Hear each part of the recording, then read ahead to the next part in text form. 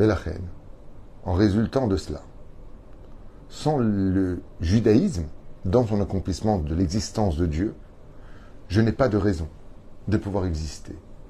C'est pour cela d'ailleurs que les Juifs qui ont perdu un peu la foi, eh bien, se sont complètement assimilés au point de ne même plus se sentir reliés à la nation d'Israël.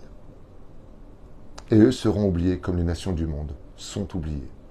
Dans l'histoire, je ne parle pas d'aujourd'hui ni d'hier, dans l'histoire.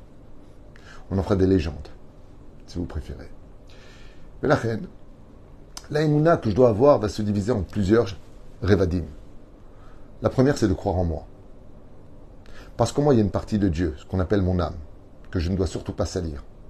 La deuxième, savoir que Dieu voit tout, comprend tout, que la justice sortira un jour. Que Dieu ne me laissera jamais tomber. Jamais. Je dois croire au peuple d'Israël.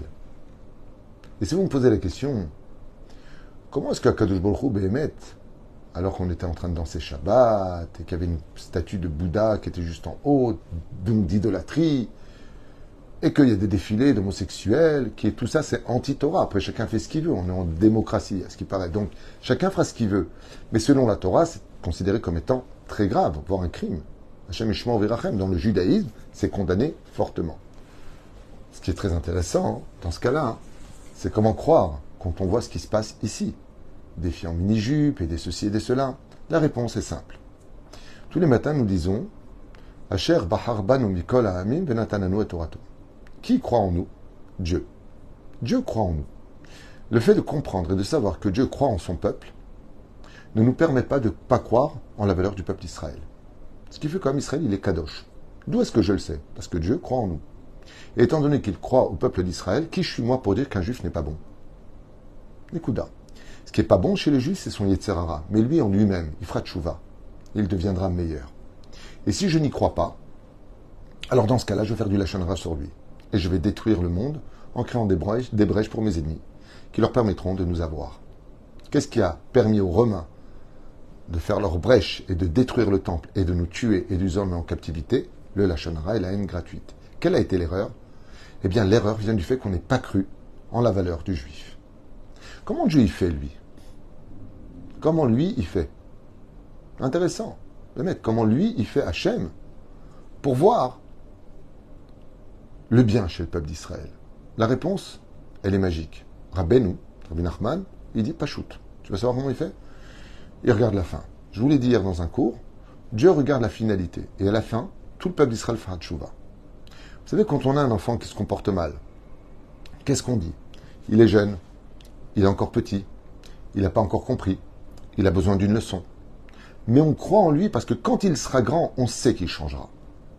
Donc on n'a pas de problème de supporter malgré toutes ses erreurs ce qu'il est ou ce qu'il fait. Pourquoi? Parce que la vie est une école. Sortir le peuple d'Israël avec son libre arbitre qui est très élevé, à travers tellement de difficultés et tellement de façons différentes d'être juif, ne peut pas se faire en claquant des doigts d'un peuple qui devient d'un coup, du jour au lendemain, complètement kadosh. Complètement, quand je dis kadosh, on est kadosh. Mais je veux dire complètement correspondant à la volonté divine selon la halacha. Et c'est pour ça que la Gemara nous dit dans Maseret Betsa, Betaf Kaf et Amoud Bet, que le peuple d'Israël a été choisi parce que justement, on est le peuple de Esh Datlamo. On est un peuple de feu. On est un peuple qui pouvons dire à Dieu, non, j'ai pas envie de faire ton Shabbat. Et c'est là qu'est tout le challenge pour Dieu d'avoir choisi ce peuple. Parce que s'il avait choisi un autre peuple, il leur dit, vous faites Shabbat, ils auraient fait Shabbat. Il y a 2 personnes qui ont dit, il faut étudier tel livre, on voit qu'il y a 2 milliards qui le font. Il y a 2000 ans en arrière, un juif qui a dit, je suis Dieu, il faut faire ça, on voit qu'il y a plus de 2,5 milliards de personnes qui le font. Mais qui s'est adressé à nous? C'est Dieu lui-même, au Har Sinaï, sur la montagne de Sinaï. Et nous, qu'est-ce qu'on dit à Dieu? On verra si on va le faire. C'est ce refus d'obéissance qui fait de nous le peuple élu. C'est bizarre comme situation. Alors vous désobéissez à Dieu, et c'est pour ça qu'on est peuple élu? Non. Réponse, élu, ça veut dire élu de Dieu. Non. Réponse, c'est parce qu'on a du vrai libre arbitre que Dieu nous a choisis.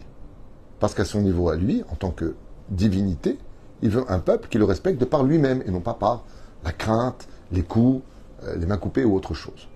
Et la reine, même si, comme vous l'écrivez, on a fait le veau d'or, ça ne nous a pas empêché de faire par la suite Teshuvah.